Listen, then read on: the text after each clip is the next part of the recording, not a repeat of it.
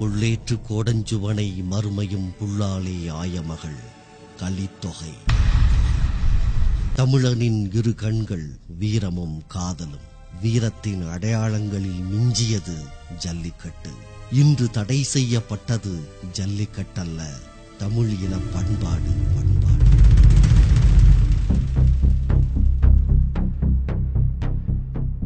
இந்தியாவின் நாட்டு மாடுகளை அழிப்பது இந்தியாவை அழிப்பது. வியப்பு மேலோங்குகிறதா? முழுமையாக கேட்பதற்கு முன் நீங்கள் நிற்கும் இந்திய மண்ணை ஒரு முறை முத்தமிட்டுக் கொள்ளுங்கள். இந்திய பொருளாதாரத்தின் முதுகெலும்பு விவசாயம். நாட்டு மாடுகளை அழிப்பதற்கான சூழ்ச்சி என்பது இன்று தொடங்கியதல்ல. அதற்கான தொடக்க புள்ளி வைக்கப்பட்டது 1760. இந்தியாவிற்கு ராபர்ட் கிளைவின் வருகை 1755. தமிழகத்தில் அவனை புருவமுயர்த்த வைத்தவை இரண்டு. ஒன்று நமது குருகுல கல்வி, மற்றொன்று தமிழனின் விவசாய நுணுக்கம்.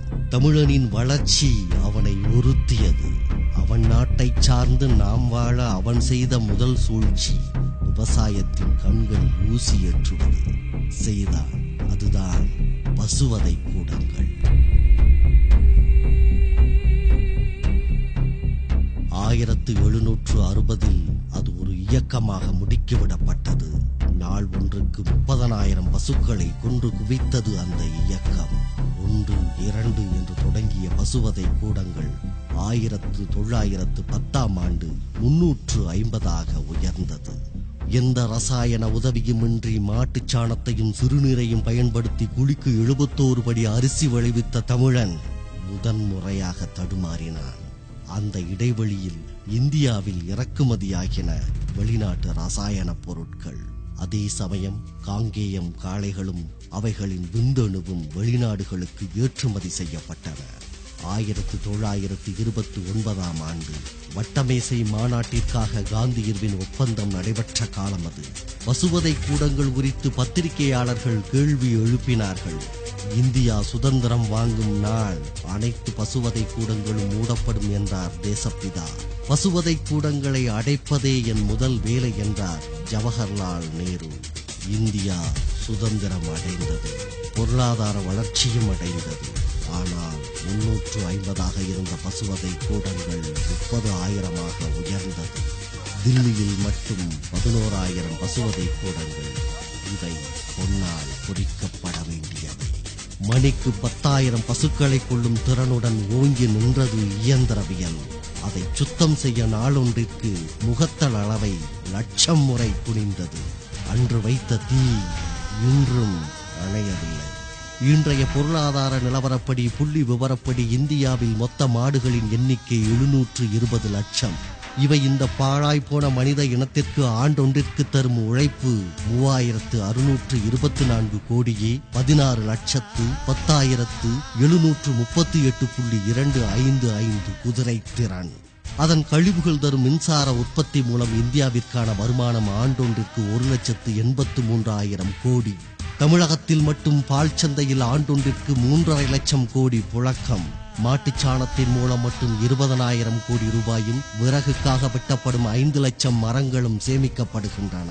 தமிழகத்தின் காளைகளும் பசுக்களும் முழுவதுமாக கறிக்காகவும் தோலுக்காகவும் தனிநபர் சுயநலத்திற்காகவும் கொல்லப்பட்டார். இனி நம் நாட்டில் விவசாயம் செய்ய 73 லட்சம் இழுபொறிகள் வேண்டும். அதற்கான முதலீடு ரூபாய் 2 லட்சம் கோடி. அந்த இழுபொறிகளுக்கான எரிபொருள் செலவு ஆண்டொன்றிற்கு ரூபாய் 1,16,375 கோடி. இந்த எரிபொருட்களின் புகை மட்டும் ஓசோன் படலத்தை முத்தமிடுமா? இந்த செலவுகளும் வேதனைகளும் ஒருபுறம் இருக்க, ஆண்டொன்றிற்கு தமிழகத்திற்கான வருவாய் இழப்பு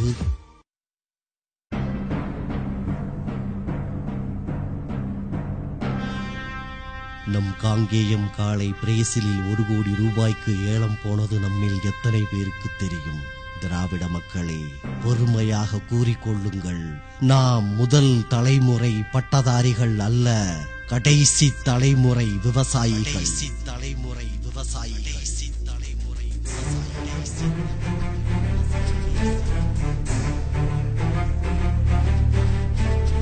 இங்கே இப்பொழுது தமிழ் கலாச்சாரம் அழிந்து விட்டது என கூறும் இன துரோகிகளுக்கு இங்கே ஒன்று சொல்லிக்கொள்ள விளைகிறோம்.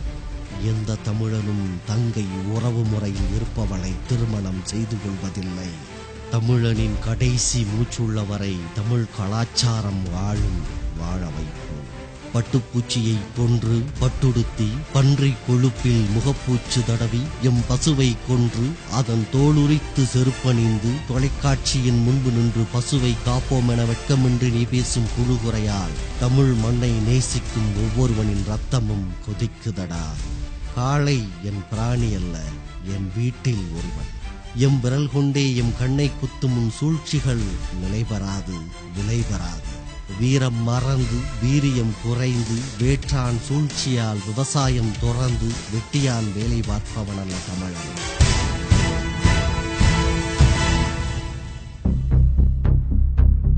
ஆயிரம் உண்டிங்கு ஜாதி எனில் அந்நியர் வந்து புகழென்ன நீதி. ஓ தாயின் வயிற்றிற் பிறந்தோர் தம்முட் சண்டை செய்தாலும் சகோதரர் அன்றோ. ஒன்றுபட்டாலுண்டு வாழ்வே, நம்மில் ஒற்றுமை நீங்கில் அனைவர்க்கும் தாழ்வே. நன்றிது தேர்ந்திடல் வேண்டும், இந்த ஞானம் வந்தார்பின் நமக்கது வேண்டும். எப்பதம் வாய்த்திடுமேனும் நம்மில் யாவர்க்கும் அந்த நிலை பொதுவாகும். 30 கோடியும் வாழ்வோம் வீழில் 30 கோடி முழுமையும் வீழ்வோம். புல்லடி மைத்தொழில் வேணி பண்டு போயின நாட்களுக்கு கிணிமணம் நாணி தொல்லை இகழ்ச்சிகள் தீர இந்த தொண்டு நிலைமையை தூவென்று தள்ளி வந்தே மாதரம் என்போம், எங்கள் மாநில தாயை வணங்குதும் என்போம்.